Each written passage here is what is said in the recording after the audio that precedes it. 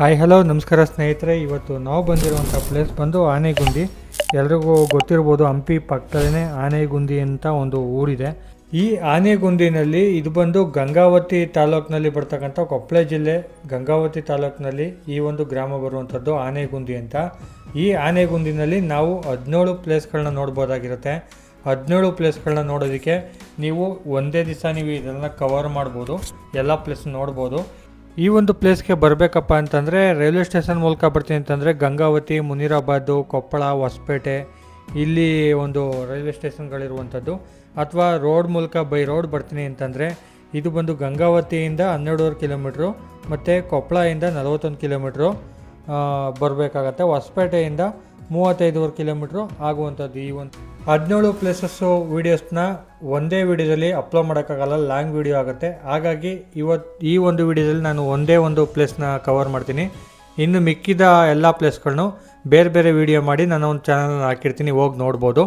ಇವತ್ತು ನಾನು ಕವರ್ ಮಾಡೋಕೆ ಹೋಗ್ತಾ ಇರುವಂಥ ಈ ಒಂದು ವೀಡಿಯೋದಲ್ಲಿ ತೋರಿಸೋಕ್ಕಿರೋ ಪ್ಲೇಸ್ ಬಂದು ಚಿಂತಾಮಣಿ ದೇವಾಲಯಗಳ ಸಮೂಹ ಅಂತ ಹೇಳ್ತಾರೆ, ಅಂದರೆ ಚಿಂತಾಮಣಿ ಟೆಂಪಲ್ ಕಾಂಪ್ಲೆಕ್ಸ್ ಅಂತಲೇ ಕರೀತಾರೆ ಇದನ್ನು. ಆ ಒಂದು ಪ್ಲೇಸನ್ನು ಇವಾಗ ತೋರ್ಸೋಕೆ ಹೋಗ್ತಾ ಇದ್ದೀನಿ, ಬನ್ನಿ ಹೋಗೋಣ.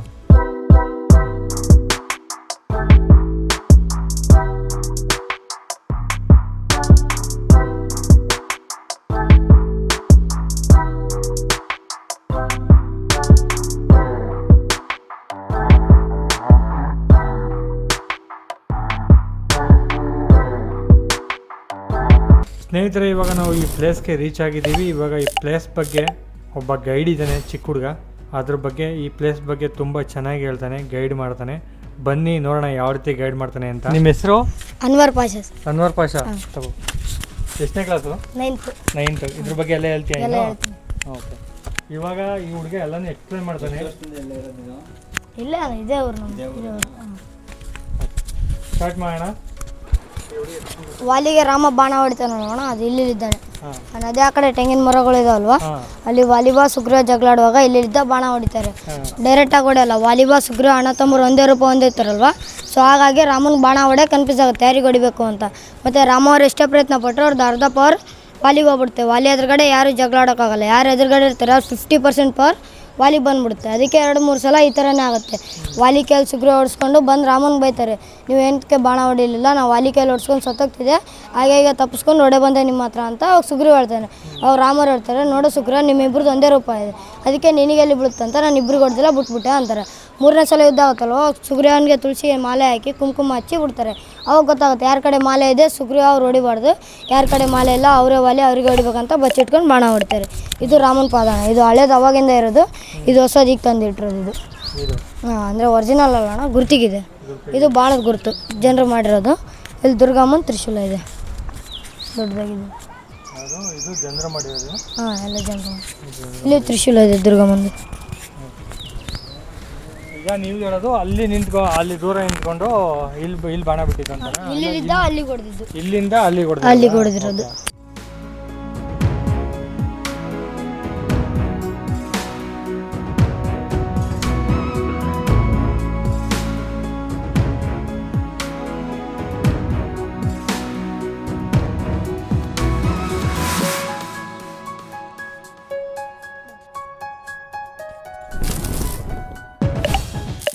ಇದು ರಾಮನ ಗುಹೆ ಅಣ್ಣ. ಇಲ್ಲಿ ಸೀತೆ ಮಾತೆಗೆ ರಾವಣ ಶ್ರೀಲಂಕ್ ತಗೊಂಡು ಹೋಗ್ತಾರಲ್ವ, ವಾಪಸ್ ಹೆಂಗೆ ಕರ್ಕೊಂಬರ್ಬೇಕಂತ ಹನುಮಾನ್, ಲಕ್ಷ್ಮಣ್, ರಾಮ್, ಜಾಂಬವನ್, ಸುಗ್ರೀವ್ ಇವ್ರು 5 ಜನ ಕುಂತು ಚಿಂತನೆ ಮಾಡ್ತಾರೆ. ಚಿಂತನೆ ಅಂದರೆ ಡಿಸ್ಕಸ್ ಮಾಡ್ತಾರಲ್ವ, ಮೀಟಿಂಗ್ ಮಾಡ್ತಾರೆ. ಹಾಗಾಗಿ ಎಲ್ಲ ದೇವಸ್ಥಾನ ಚಿಂತಾಮಣಿ ಮಠ ಅಂತ ಕರೀತಾರೆ. ಇದೊಂದು ಕೊಲ್ಲಿದೆ ನೋಡಿ ಅಣ್ಣ, ರಾಮನ ತೆಳಗಡೆ. ಇಲ್ಲಿ ಜನರಿಗೆ ಗೊತ್ತಿಲ್ಲ ಎಲ್ಲಿ ತಪಸ್ ಮಾಡಿದ್ರು ಅಂತ, ಹಾಗಾಗಿ ಸುಮ್ಮನೆ ಇದು ಇಟ್ಟಿರೋದು, ರಾಮ ತಪಸ್ ಮಾಡಿದ ಜಾಗ ಅಂತ ಇಟ್ಟಿರೋದು.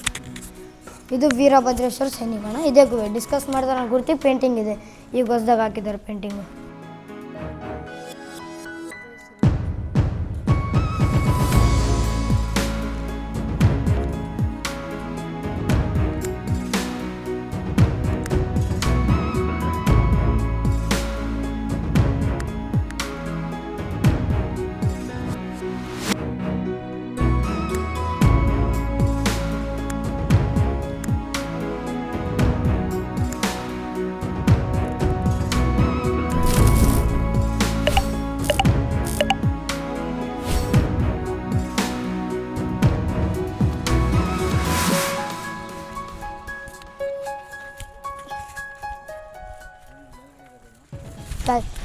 ಇದಣ್ಣ ಆನೆಗುಂದಿ ಅಂತ ಐತಲ್ವಾ, ಇದು ಊರ ಹೆಸರು, ವಿಲೇಜ್ ಹೆಸರು. ಇದು 64 ಪಿಲ್ಲರ್ ಮಂಟಪ ಇದೆ ಅಲ್ವಾ, ನದಿಯಲ್ಲಿದೆ ನೋಡಿ. ಇದು ವಿಜಯನಗರ ಸಾಮ್ರಾಜ್ಯಕ್ಕೆ ರಾಜ್ಯ ಇರ್ತಾರಲ್ವ ಶ್ರೀಕೃಷ್ಣ ದೇವರಾಯರು, ಅವರ ಸಮಾಧಿ. ಅವರಿಗೆ 64 ಕಲೆಗಳು ಇರ್ತವೆ, ಅದಕ್ಕೋಸ್ಕರ 64 ಪಿಲ್ಲರಲ್ಲಿ ಅವ್ರ ಸಮಾಧಿ ಇದೆ. ಇದು ತಾರಾ ಇಲ್ಲ, ಅದು ಹಿಂದೂ ಬೆಟ್ಟ, ವಾಲಿ ವೈಫ್ ತಾರಾ ಇರ್ತಿದ್ರಲ್ಲಿ, ಸೊ ಹಾಗಾಗಿ ತಾರಾ ಇಲ್ಲ ಅಂತಾರೆ. ಇದು Tungabhadra water and bird watching area, ಅಂದರೆ ಅವು ಚೂರ್ನ ಇರ್ತಾವಲ್ವ ನೀರ್ನಾಯಿ, ಅವು ಇರ್ತಿದ್ವು ಅಲ್ಲಿ, ಇವಾಗ ಕಾಣಲ್ಲ ಸರ್ ಅವು. ಇದು ನವ ಬೃಂದಾವನ ಅಂತ ಬೆಟ್ಟದ ಆ ಕಡೆ ಒಂದು ದೇವಸ್ಥಾನ ಇದೆ, ಅಲ್ಲಿ 9 ಗುರುಗಳದ್ದು ಜೀವ ಸಮಾಧಿ ಇದೆ, ಹಾಗಾಗಿ ನವ ಬೃಂದಾವನ ಅಂತಾರೆ. ಇದು ಬ್ರಿಡ್ಜ್ ಟು ಹಂಪಿ ಅಲ್ಲಿದೆ ನೋಡಿ, ಬ್ರಿಡ್ಜ್ ಹಂಪಿಗೆ ಹೋಗುತ್ತೆ. ತುಂಗಭದ್ರಾ ಇದು ನದಿ ಹೆಸರು. ಬುಕ್ಸಾಗರಲ್ಲಿ ಒಂದು ಊರಿದೆ, ಇದು ಚಿಂತಾಮಣಿ ಟೆಂಪಲ್.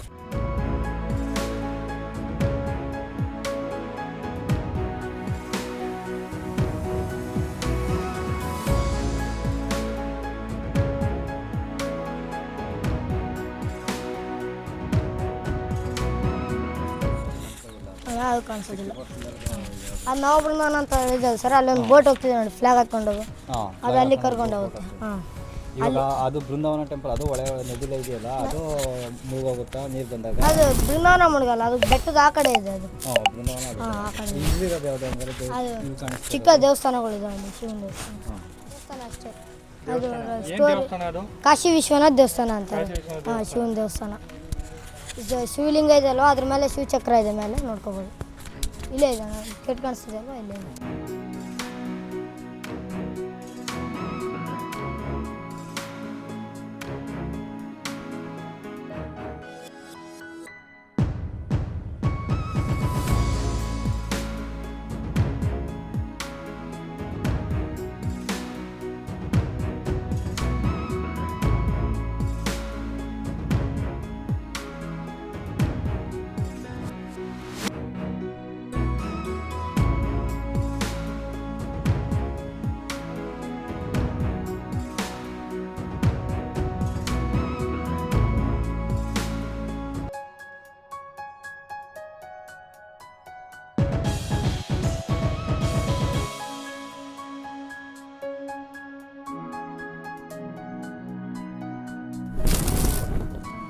ಇಲ್ಲಿ ಲಕ್ಷ್ಮೀ ನರಸಿಂಹಸ್ವಾಮಿ ಟೆಂಪಲ್ ಇದೆ.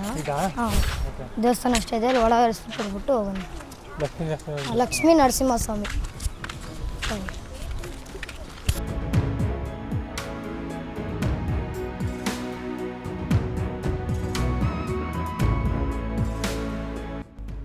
ಈ ದೇವಸ್ಥಾನ ಲಕ್ಷ್ಮೀ ನರಸಿಂಹಸ್ವಾಮಿ ದೇವಸ್ಥಾನ.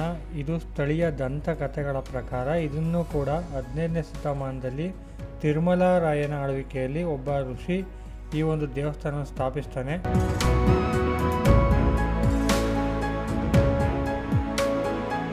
ಇನ್ನು ಅಲ್ಲೆಲ್ಲ ಅದು ರಾಮನ್ ಸ್ಟೋರಿ ಇದೆ. ರಾಮನ್ ಸ್ಟೋರಿ ಇದೆ. ನಿಮ್ಮ ಸಬ್ಸ್ಕ್ರೈಬರ್ಸ್ ಎಷ್ಟಿದೆ? ಆ್ಯಕ್ಚುಲಿ ನನ್ನ ಸಬ್ಸ್ಕ್ರೈಬರ್ ಕಡಿಮೆ, ಈಗ ಹೊಸ ಚಾನಲ್ ನಂದು. ಇದು ದೇವಸ್ಥಾನ ಇಷ್ಟೊಂದು ದೊಡ್ಡ ಮಠ ಇದಲ್ಲ, ಯಾರಿದ್ರಲ್ಲಿ ಈಗ? ಇದು ಗೌರ್ಮೆಂಟ್ ಏನೂ ಇಲ್ಲ, ಇದು ಅಂದರೆ ಪ್ರೈವೇಟ್ ಇದು, ಗೌರ್ಮೆಂಟ್ ಏನು ಈ ಕಡೆ ತಲೆ ಹಾಕಲ್ಲ. ಇನ್ನು ಮೊನ್ನೆ ಒಂದು ಸ್ವಲ್ಪ ಕ್ಲೀನ್ ಮಾಡಿದ್ದಾರೆ ಅಷ್ಟೇ. ಇಲ್ಲಿ ಗುರುಗಳಿದೆ, ಅವರು ಹೊಸಪೇಟೆಯಲ್ಲಿ ಇರ್ತಾರೆ, ಅವಾಗ ಬರ್ತಾರೆ. ಮೊನ್ನೆ ಬಂದಿದ್ರು ಅವರು. ಯಾವ ಗುರುಗಳು? ಇಲ್ಲಿ ಅದು ಮೇಲೆ ಫೋಟೋ ಇತ್ತಲ್ವ, ಕಾಶಿ ವಿಶ್ವನಾಥ ದೇವಸ್ಥಾನದಲ್ಲಿ, ಅವರೇ. ಏನು ಹೆಸರು ಅವ್ರದ್ದು? ಅವ್ರ ಹೆಸರೇನಾಗುತ್ತೆ ಭಾಳ ಬರಲ್ಲ, ಒಂದ್ಸಲ ಬರ್ತಾರೆ. ಆದರೆ ಅವಾಗ ನಾವು ಇಲ್ಲಿ ಗಣೇಶ, ಪಾರ್ವತಿ, ಶಿವ, ನಾಗರಾಜ್ ಫ್ಯಾಮಿಲಿ ದೇವಸ್ಥಾನ ಅಂತ. ಸಿದಾಗ್ತೀನಿ ರೀ ಮುಂದೆ.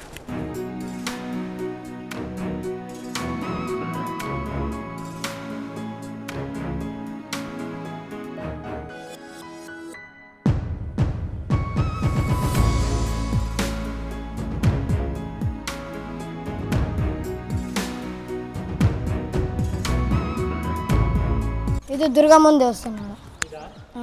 ಇಲ್ಲಿ ಪೂಜೆ ಎಲ್ಲ ಏನೂ ಆಗಲ್ಲ, ಮಾಡಿ.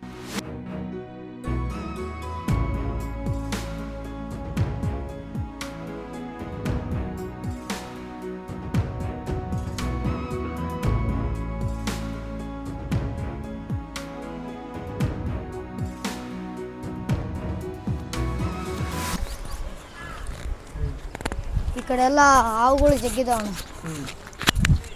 ಆ ಕಡೆ ಒಂದು ಏರಿಯಾ ಐತಣ್ಣ, ಆ ಕಡೆ ಒಂದು ಹಾವಿದೆ, ಅದಕ್ಕೆ ಜಡೆ ಐತೆ.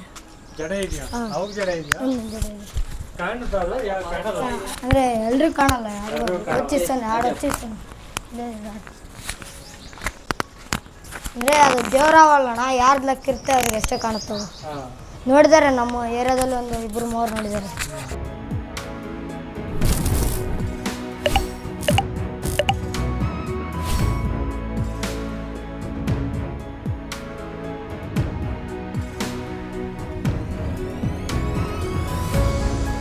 ಸ್ನೇಹಿತರೆ, ಇವಾಗ ನೋಡಿದಿರ್ಬೋದು ನೀವು, ಇವಾಗೆಲ್ಲ ನೀಟಾಗಿ ಎಕ್ಸ್ಪ್ಲೇನ್ ಮಾಡಿದ್ದಾನೆ ಹುಡುಗ. ಈ ಏಜ್ಗೆ ಎಷ್ಟು ಏಜ್ ನಿನಗೆ? ನನಗೆ 16 ಏಜು. 16 ಹೈಟ್ ಕಡಿಮೆ, 16 ಅಂತ ಏಜ್ ಅವನಿಗೆ. ಎಲ್ಲನೂ ಎಕ್ಸ್ಪ್ಲೈನ್ ಮಾಡಿದ್ದಾನೆ ನೀಟಾಗಿ, ತುಂಬ ತಿಳ್ಕೊಂಡಿದ್ದಾನೆ. ನಿನ್ನ ಹೆಸರು ಹೇಳಿದೆ ಅವಾಗ? ಅನ್ವರ್ ಪಾಷಾ. ಇಷ್ಟೆಲ್ಲ ವಿಚಾರಗಳನ್ನ ತಿಳ್ಕೊಂಡಿದ್ದಾನೆ ಈ ಹುಡುಗ ಚಿಕ್ಕ ಏಜು, ಈ ವಯಸ್ಸಿಗೆ. ತುಂಬ ಖುಷಿಯಾಗತ್ತೆ. ರಾಮನ ಬಗ್ಗೆ ಎಲ್ಲ ಎಕ್ಸ್ಪ್ಲೇನ್ ಮಾಡಿದ್ದು ನನಗೆ ತುಂಬ ಇಷ್ಟ ಆಯಿತು. ಯಾರಿಗೆಲ್ಲ ಇಷ್ಟ ಆಯಿತು ಕಮೆಂಟ್ ಮಾಡಿ, ಹಾಗೆ ವಿಡಿಯೋನ ಶೇರ್ ಮಾಡಿ ಅಂತ ಹೇಳ್ತಾ ಥ್ಯಾಂಕ್ ಯು.